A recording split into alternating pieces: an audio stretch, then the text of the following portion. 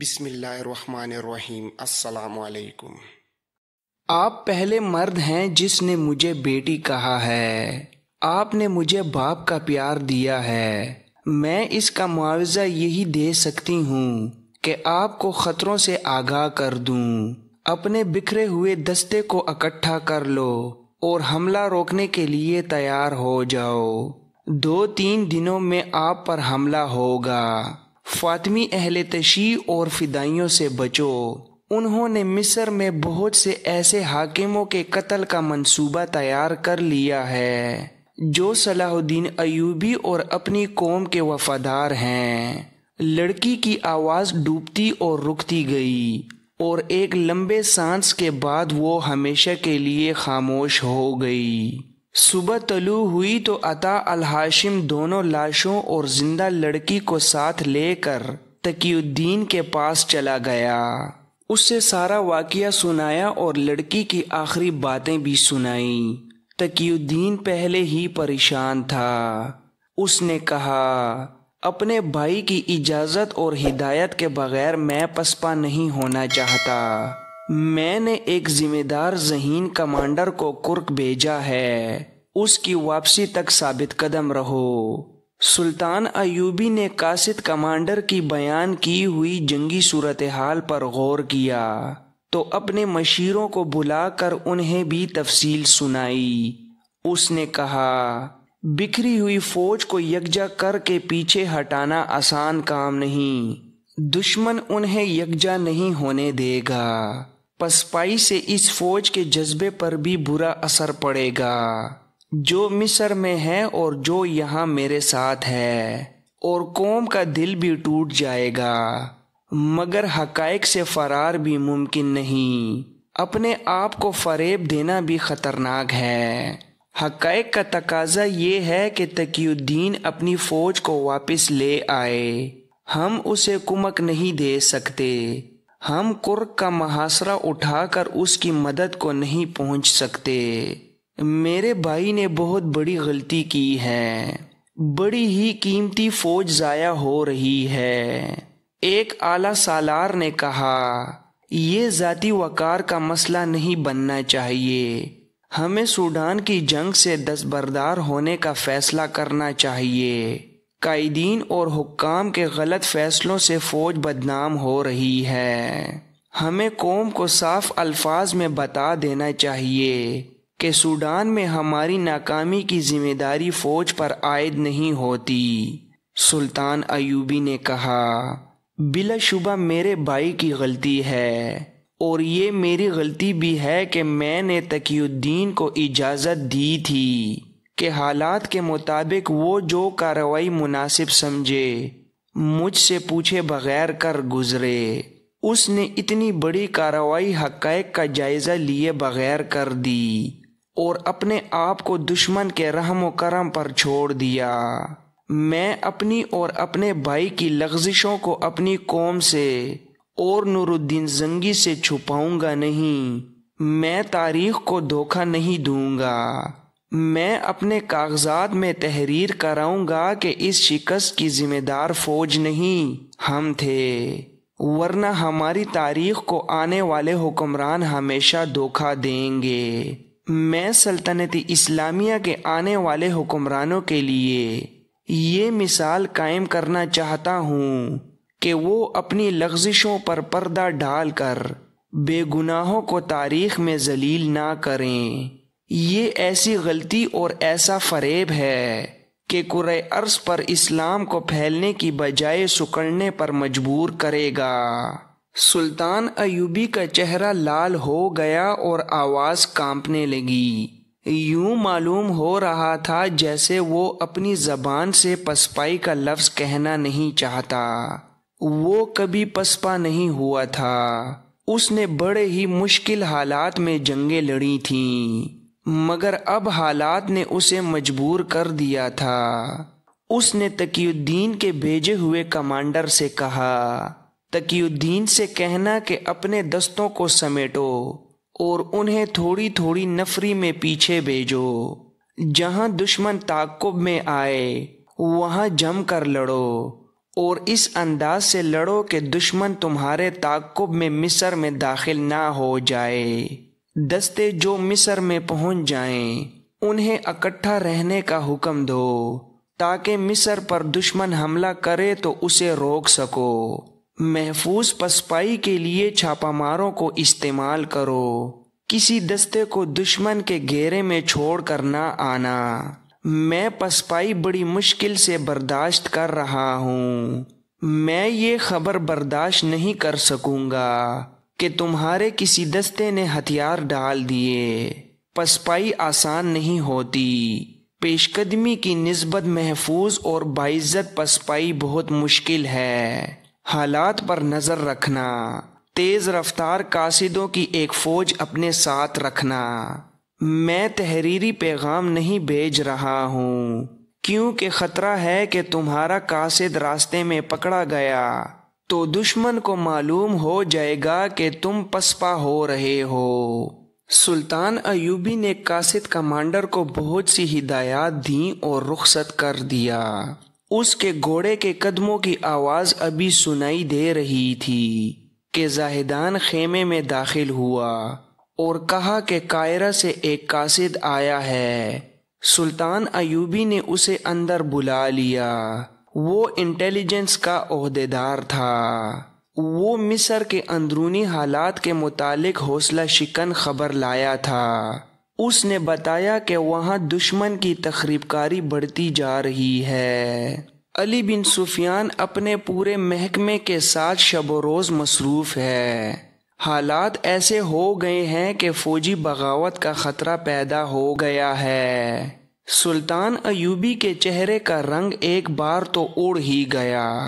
اگر صرف مصر کا غم ہوتا تو وہ پرواہ نہ کرتا۔ اس نے مصر کو بڑے ہی خطرناک حالات سے بچایا تھا۔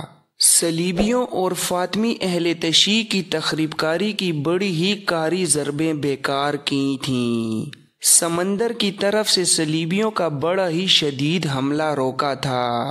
خلیفہ تک کو معزول کر کے نتائج کا سامنا دلیری اور کامیابی سے کیا تھا، مگر اب کرک کو محاصرے میں لے کر وہ وہاں پاجولا ہو گیا تھا۔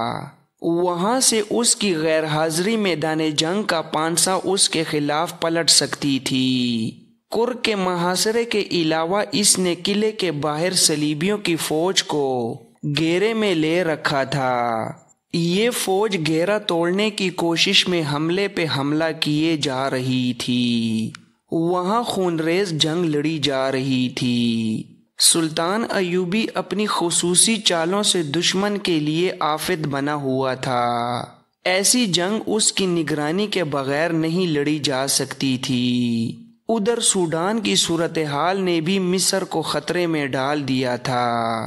یہ ایک اضافی مسئلہ پیدا ہو گیا تھا۔ سلطان ایوبی کو یہ خطرہ نظر آ رہا تھا کہ تقی الدین نے بھاگنے کے انداز سے پسپائی کی تو دشمن کی فوج اس کی فوج کو وہیں ختم کر دے گی اور سیدھی مصر میں داخل ہو جائے گی۔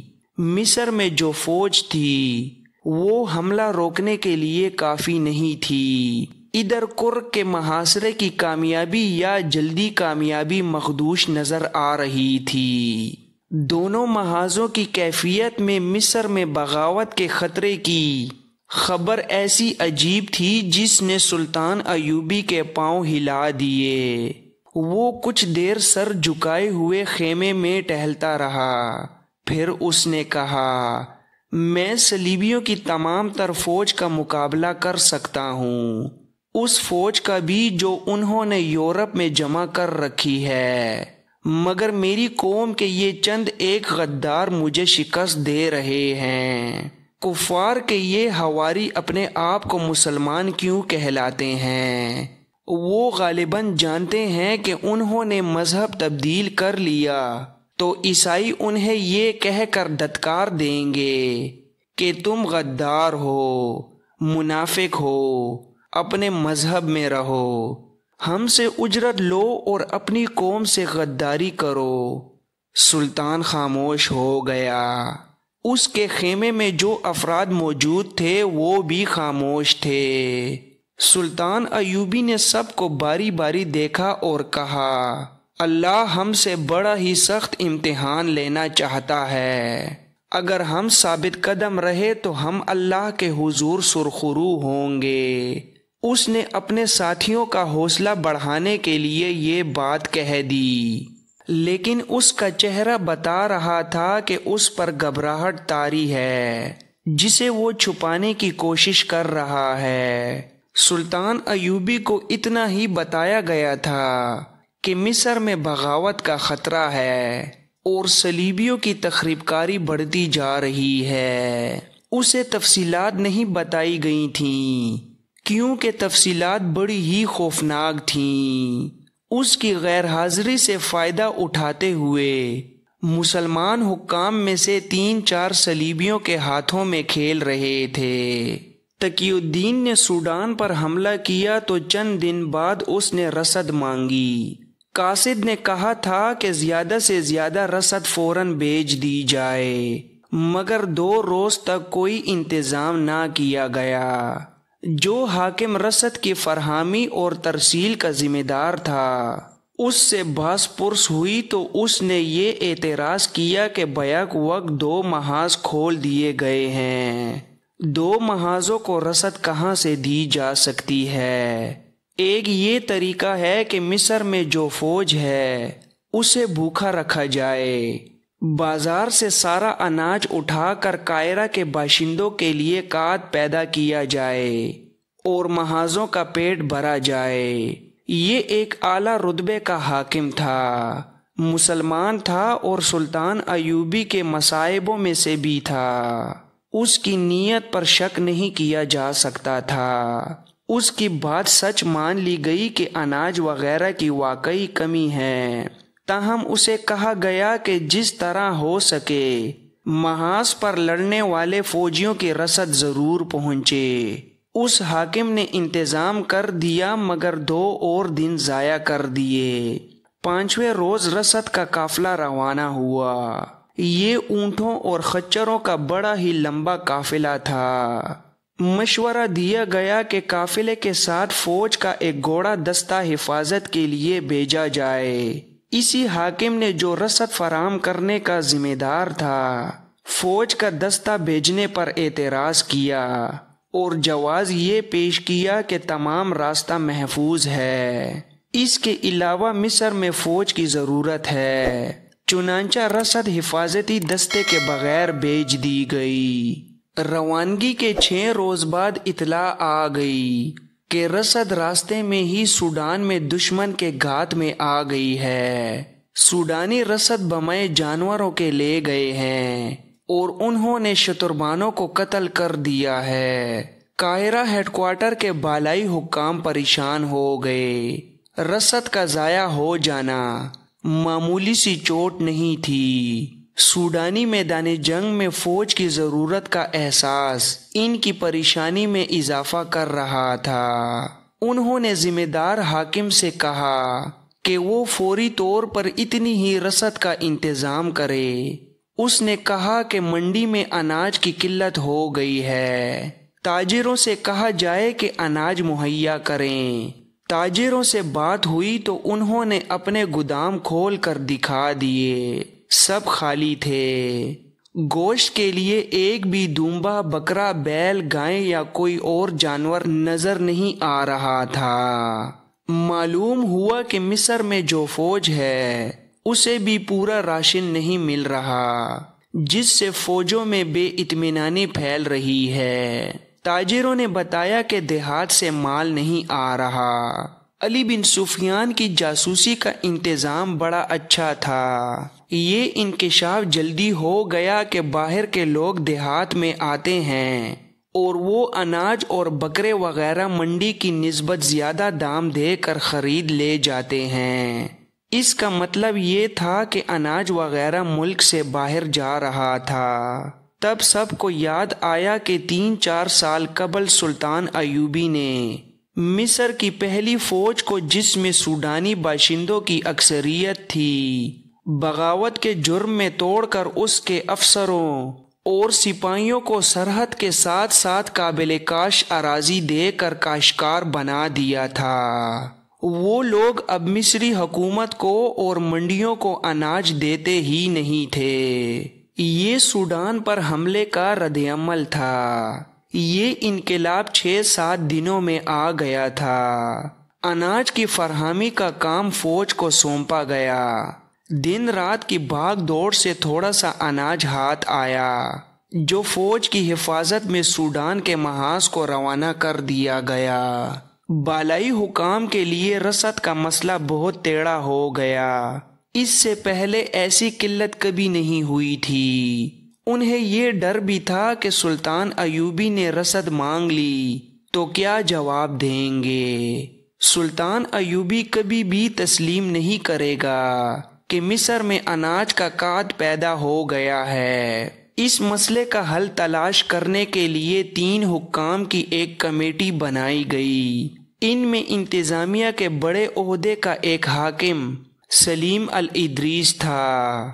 اس دور کی غیر مطبوعہ تحریروں کے مطابق الادریس اس کمیٹی کا سربراہ تھا۔ دوسرے 2 اس سے ایک ہی درجہ کم عہدے کے غیر فوجی یعنی شہری انتظامیہ کے حاکم تھے۔ رات کے وقت یہ تینوں پہلے اجلاس میں بیٹھے تو 2 نے الادریس سے کہا کہ سلطان ایوبی نے 2 محاذ کھول کر سخت غلطی کی ہے اور تقی الدین ہاری ہوئی جنگ لڑ رہا ہے۔ سلیم الادریس نے کہا فلسطین مسلمانوں کی سرزمین ہے۔ دوسرے نے کہا ہم سے حقیقت چھپائی جا رہی ہے۔ صلاح الدین ایوبی قابل قدر شخصیت ہے لیکن آپس میں سچ بات کرنے سے ہمیں ڈرنا نہیں چاہیے۔ ایوبی کو ملک گیری کی ہوس چین سے بیٹھنے نہیں دے رہی۔ وہ ایوبی خاندان کو شاہی خاندان بنانا چاہتا ہے۔ صلیبیوں کی فوج ایک طوفان ہے، ہم اس کا مقابلہ نہیں کر سکتے۔ اگر صلیبی ہمارے دشمن ہوتے تو وہ فلسطین کی بجائے مصر پر قبضہ کرتے۔ ان کے پاس اتنی زیادہ فوج ہے کہ ہماری اس چھوٹی سی فوج کو اب تک کچل چکے ہوتے۔ وہ ہمارے نہیں صلاح الدین ایوبی کے دشمن ہیں۔ الادریس نے کہا آپ کی باتیں میرے لیے ناقابل برداشت ہیں۔ بہتر ہے کہ ہم جس مقصد کے لیے اکٹھے ہوئے ہیں اس کے متعلق بات کریں۔ ایک نے کہا یہ باتیں میرے لیے بھی ناقابل برداشت ہیں لیکن ایک آدمی کی خواہشات پر ہمیں پوری قوم کے مفاد کو قربان نہیں کرنا چاہیے۔ آپ دونوں محاذوں کے لیے رسد کی بات کرنا چاہتے ہیں۔ رسد کی حالت آپ نے دیکھ لی ہے کہ نہیں مل رہی۔ سوڈان کا محاذ ٹوٹ رہا ہے۔ میں نے یہ سوچا ہے کہ ہم اس محاذ کی رسد روک لیں۔ اس سے یہ فائدہ ہوگا کہ تقی الدین پیچھے ہٹ آئے گا اور فوج مرنے سے بچ جائے گی۔ الادریس نے کہا یہ بھی ہو سکتا ہے کہ ہم رسد نہ بھیجیں تو تقی الدین مجبوری کے عالم میں گھیرے میں آ جائے۔ ایسا بھی ہو سکتا ہے کہ ہماری فوج دشمن کے آگے ہتھیار ڈال دے۔ سلیم الادریس نے پوچھا آپ کیا سوچ کر یہ باتیں کر رہے ہیں؟ اس نے جواب دیا میری سوچ بڑی صاف ہے۔ صلاح الدین ایوبی ہم پر فوجی حکومت ٹھونسنا چاہتا ہے۔ وہ صلیبیوں سے مسلسل محاذ آرائی کر کے قوم کو بتانا چاہتا ہے کہ قوم کی سلامتی کی ضامن صرف فوج ہے۔ اگر ایوبی امن پسند ہوتا تو صلیبیوں اور سوڈانیوں کے ساتھ جنگ نہ کرنے اور صلح جوئی سے رہنے کا معاہدہ کر لیتا۔ الادریس سٹپٹا اٹھا۔ وہ سلطان ایوبی کے خلاف اور صلیبیوں کی حمایت میں کوئی بات سننا نہیں چاہتا تھا۔ اجلاس میں گرما گرمی ہو گئی۔ کمیٹی کے 2 ممبر اسے بات بھی نہیں کرنے دے رہے تھے۔ اس نے آخر تنگ آ کر کہا میں اجلاس برخاست کرتا ہوں۔ کل ہی میں آپ کی رائے اور تجاویز قلم بند کر کے محاذ پر امیر مصر کو بھیج دوں گا اور وہ غصے میں اٹھ کھڑا ہوا۔ ایک ممبر وہاں سے چلا گیا، دوسرا جس کا نام ارسلان تھا الادریس کے ساتھ رہا۔ ارسلان کا شجرہ نسب سوڈانیوں سے ملتا تھا۔ اس نے الادریس سے کہا، آپ شخصیت پرست اور جذباتی مسلمان ہیں، میں نے حقیقت بیان کی اور آپ ناراض ہو گئے۔ میں اب آپ کو یہ مشورہ دیتا ہوں کہ میرے خلاف صلاح الدین ایوبی کو کچھ نہ لکھنا، آپ کے لیے اچھا نہ ہوگا۔ اس کے لہجے میں دھمکی تھی۔ الادریس نے اس کی طرف سوالیہ نگاہوں سے دیکھا تو ارسلان نے کہا، اگر آپ پسند فرمائیں تو میں آپ کے ساتھ علیحدہ میں بات کروں گا۔ الادریس نے کہا، یہیں کر لو۔ ارسلان نے کہا، میرے گھر چلیں، کھانا میرے ساتھ کھائیں، مگر یہ خیال رکھیں کہ یہ ملاقات ایک راز ہوگی۔ الادریس اس کے ساتھ اس کے گھر چلا گیا۔ اندر گیا تو اسے یوں لگا جیسے کسی بادشاہ کے محل میں آ گیا ہو۔ ارسلان اتنی زیادہ اونچی حیثیت کا حاکم نہیں تھا۔ دونوں کمرے میں بیٹھے ہی تھے کہ ایک خوبصورت لڑکی نہایت خوبصورت سرئی اور چاندی کے 2 پیالے چاندی کے گول تھال میں رکھے ہوئے اندر آئی اور ان کے آگے رکھ دیا۔ الادریس نے بو سے جان لیا کہ یہ شراب ہے۔ اس نے پوچھا، ارسلان تم مسلمان ہو اور شراب پیتے ہو؟ ارسلان مسکرا دیا اور بولا، ایک گھونٹ پی لیں، آپ اس حقیقت کو سمجھ جائیں گے جو میں آپ کو سمجھانا چاہتا ہوں۔